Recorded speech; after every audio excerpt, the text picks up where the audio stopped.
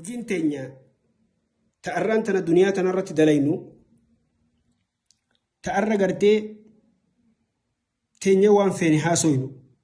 ta waan feene dalaynu ka abbaa feene gaddeebisnu ka abbaa feene arrabsinu tunnu baafti moonun baaftu ta waan feene haasofnu siraat gubbaanu dabarsiti moonun dabarsitu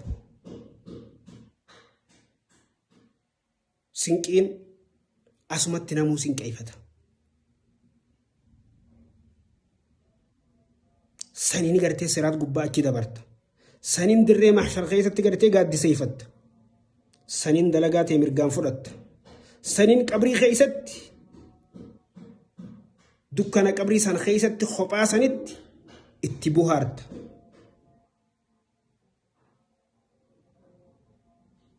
wayta ilmi namaa kun awwaalamee qabrii keessatti malaa'ikaan lamaan itti dhufanii gaafii gaafatan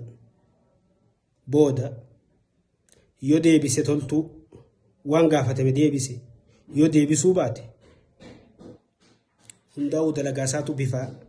itti dhufa sadaqaan ni dhufti salaanni ni dhufa quraanni ni dhufa toltuun ati dalaydee hundi ni dhufti yoo gartee ati nama gaarii taate si cinaa dhaabbatti siififti qabrii san keessatti si buhaarsiti bifa bareedduun sii dhufti qabriin tee caffee carfee jannataa irraa taateeti ni'maa irra keessa jiraatta khubummaa qabrii san keessatti yoo ammoo hamtuu taate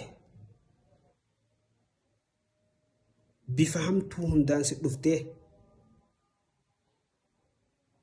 bifa fokkottuu hundaan si dhuftee qixaaxa adda addaatiin si dhuftee